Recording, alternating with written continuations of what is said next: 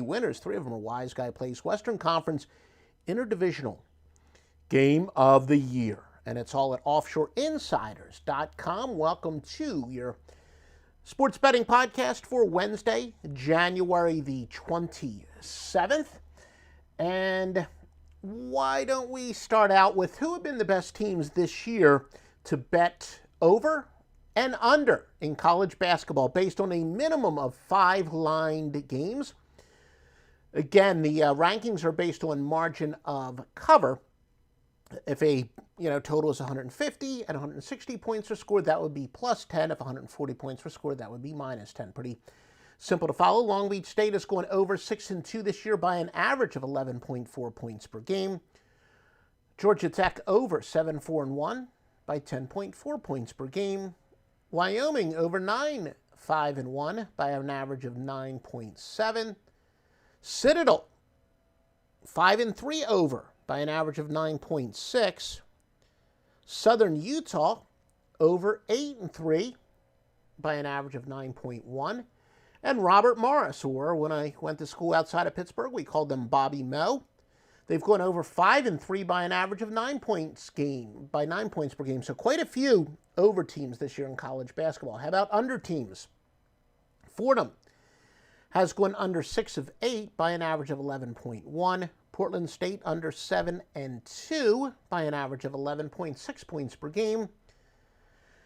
New Mexico's going under 9 of 12 this year by 11.1 points per game. They failed to reach the total. Maine under 7-2 by 9.9.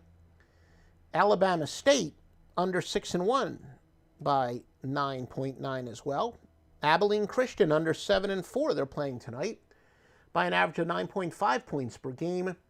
Middle Tennessee's going under 8 of 11 by an average of 9.3.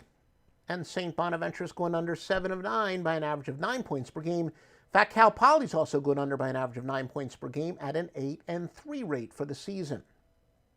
Get to your free pick. We actually got 2 free picks for tonight. A little bonus for you. Started out, I did a free pick in college basketball, and I also give this free pick out elsewhere, but I realized the elsewhere where I appear at about 6:05 Eastern, and this game starts at 6 Eastern, so we're going to give you 2. One in college basketball. Miami, Florida plus the 11 against Florida State from Joe Duffy's picks. Again, been great since January 1st in all sports at offshoreinsiders.com. Miami, really, at this point, they match up quite well defensively, and that's pretty big when you're talking about a double-digit dog. They defend the pick and roll. They also defend the rim very competently, so I don't think a blowout here is likely. Now, regression to the mean, it's true. I've said many a times it applies much more in pro sports than it does in college sports. Still, this is just a team. One team's playing above their head, one team playing below it, and I think it's an overvalued against undervalued.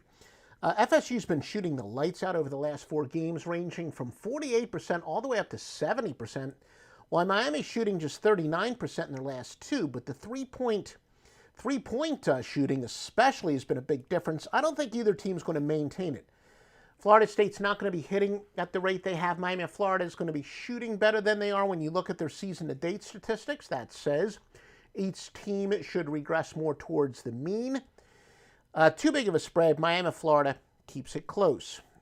Now in the NBA, I'm going to go with Brooklyn minus a 6.5 against Atlanta.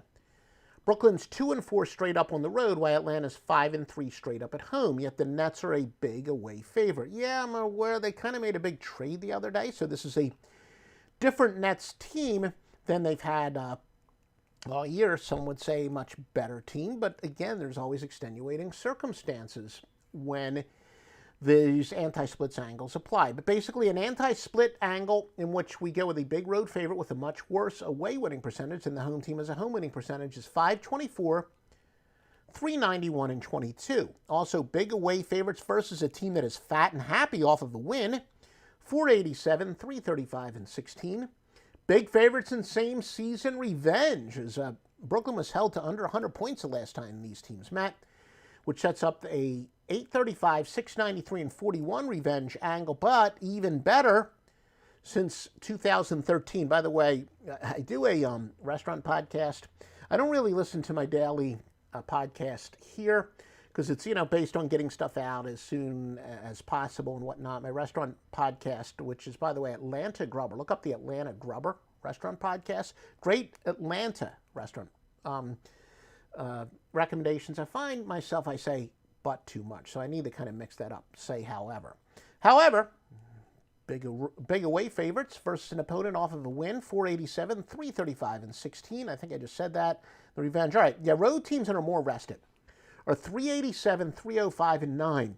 And I did a study. Essentially, when you have a more rested team, I think it was, about 2/3 of the time that benefits the home team. The home team is going to be more rested. And furthermore, when you do have 2 games rest, which does not apply here, but one team with 2 more games rest benefits the home team 75% of the time. But when the opposite is true, the road team does well. The more rested road team, again, 387, 305, and 9. I do think the big 3 of Harden, Durant, and Irving are starting to gel a little bit. So your free pick is to go with Brooklyn. What are the biggest line moves of the day? And again, visit Duffy Scents and DuffyGifts.com. Duffy Scents is in the fragrance. Great sponsors for the show. Charlotte in the NBA opened up as a 1.5-point favorite. They're now a 2-point underdog against Indiana. Utah opened up as a 4-point favorite in the NBA. They're now down to a 1-point favorite. Milwaukee, the rest, not really anything else significant. The other line moves are much smaller.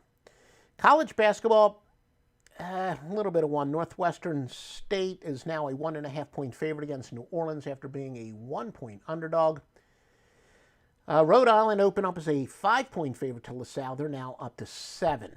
And, that's kind of about it. But again, please visit offshoreinsiders.com for vetted sports books and the best sports picks in the world, offshoreinsiders.com.